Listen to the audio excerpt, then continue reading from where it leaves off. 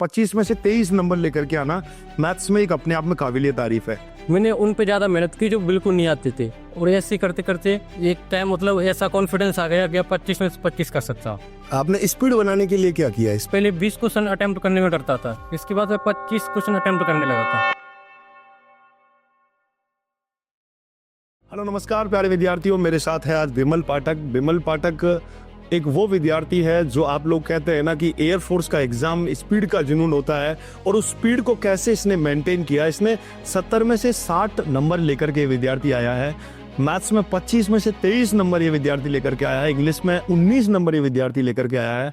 तो पहले तो इसका फेज सेकंड अभी जस्ट होने वाला है, उसके लिए मैं अग्रिम शुभकामनाएं आपको दे रहा हूं, और आप भी इसके लिए बहुत बहुत बधाइयां दें कि बहुत जल्द ही इसका फेज सेकंड क्लियर करके ग्रीन कार्ड के साथ हम इससे मिलेंगे। बहुत बहुत बधाइयां, आपने जो एग्जाम वास्तव में एकदम क्लियर किया है बेहतर तरीके से। 25 में से 23 नंबर लेकर के आना मैथ्स में एक अपने आप में काबिलियत तारीफ है। तो आपने उस 25 क्वेश्चंस को पूरा चेक कर लिया था, कैसे आपने मेंटेन किया? सबसे पहले तो मैंने क्या अपने कॉन्सेप्ट पूरे स्ट्रॉन्ग आ गए।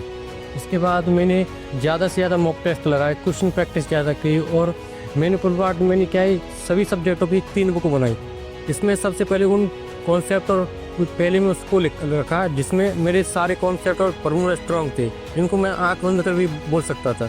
और सेकंड में मैंने उसको प्रायोरिटी दी जो थोड़े थोड़े बोल जाता था, और थर्ड में उसको प्रायोरिटी दी वो बिल्कुल नहीं आते थे। मैंने उन पे ज़्यादा मेहनत की जो बिल्कुल नहीं आते थे, और ऐसे करते करते एक टाइम मतलब ऐसा कॉन्फिडेंस आ गया कि 25 में से 25 कर सकता। बेहतर तरीके से, शानदार मतलब इसकी माई। आपने स्पीड बनाने के लिए क्या किया? स्पीड एकदम बेहतर तरीके से स्पीड बढ़ाने के लिए मैंने उस टाइम क्या हुआ था, उत्कर्ष पे स्काई फाइटर बैच चला था, उसमें मैंने डेली रेगुलर क्लास ली, और इससे मेरा इतना इम्प्रूवमेंट हो गया कि मैं पहले 20 क्वेश्चन अटेम्प्ट करने में डरता था, इसके बाद मैं 25 क्वेश्चन अटेम्प्ट करने लगा था। स्काई फाइटर्स बैच में आप यूट्यूब के माध्यम से भी पढ़े हुए हैं, आपने बताया हमसे, ऐप के माध्यम से भी आप पढ़े हुए हैं। हाँ, लास्ट टाइम में मैंने MCQ बैच भी लिया था, उससे भी क्लास ली, उससे भी मेरी स्पीड बहुत मेंटेन हुई थी। मतलब बराबर आपने एकदम क्लासें रेगुलर ली। इंग्लिश में भी आपने बराबर कंटिन्यू पूरी तरीके से मेहनत की। और फिजिक्स का क्या ब्रह्मास्त्र रहा आपका? फिजिक्स का मेरा यही था कि मैंने कॉन्सेप्ट पे ज़्यादा मेहनत की, फिर कॉन्सेप्ट पे मेहनत की, और मैंने क्वेश्चन प्रैक्टिस उससे भी डबल मेहनत की। जितनी ज़्यादा क्वेश्चन अटेम्प्ट करता उनको चेक करता, फिर एक क्वेश्चन को लगातार चेक करता, ये सही है, ये कैसे हुआ, इसकी और कौन सी शॉर्ट ट्रिक बनाई जा सकती है मैं खुद के द्वारा। बिल्कुल। तो मतलब आप विद्यार्थियों को जब पेपर अटेंड करेंगे तो आप क्या सलाह देना चाहेंगे? अभी तो खैर अब टाइम है, 22 मार्च को इनका एग्जाम है, तो इस दौरान इनको क्या करना चाहिए? इस दौरान सबसे पहले आपको अपनी ये देखनी है कि मेरे में कमजोरी किस चीज़ में है, कौन से टॉपिक में कमजोरी है, किस टॉपिक में, किस सब्जेक्ट में भी। स्पेशली फिजिक्स में बच्चों को न्यूमेरिकल में प्रॉब्लम बहुत ज़्यादा प्रॉब्लम रहती है। तो आपको अपने न्यूमेरिकल सॉल्व करने से पहले ये चेक करना है कि मेरा न्यूमेरिकल जिस कॉन्सेप्ट सॉल्व होगा, कॉन्सेप्ट कितना स्ट्रॉन्ग है, उस पर उतना ही, जिस कॉन्सेप्ट है उतना ही टाइम देना है उसको, काम करने का आवश्यकता है आपके। मतलब आपको सबसे पहले अपना वीक जोन ढूंढना है। वीक जोन आपकी कौन सी सब्जेक्ट है पहले ये देखना है, फिर उस वीक जोन पर कार्य करने की आवश्यकता है। ऐसा नहीं है कि जो स्ट्रॉन्ग जोन है उसी पर ही आप बेहतर तरीके से काम कर रहे हैं, बस सीधा कर रहे हैं। यूट्यूब की आपने सारी क्लासें लेते थे बराबर रेगुलर एकदम, जितने भी हुए। मैराथन से कितने क्वेश्चंस देखने को मिले? मैराथन से लगभग 10 क्वेश्चन टिप पढ़ते थे। बिल्कुल एज इट इज अपने देखने को मिले, बिल्कुल क्लियर कट कहानी से। तो बस यही है, सफलता का मंत्र यही है। ये पहले जो थे अपने स्काई फाइटर्स बैच से थे, अभी मिशन वेलगाम चल रहा है।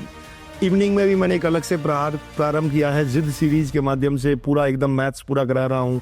सुबह विवेक सर लेकर के आते हैं क्लास, विकास सर सुबह 8 बजे से क्लास लेकर के आ रहे हैं, और भी वाई ग्रुप के लिए भी बहुत अच्छी क्लासेस चल रही हैं, उनको लेकर के एक अच्छी तरीके से कार्य कर सकते हैं।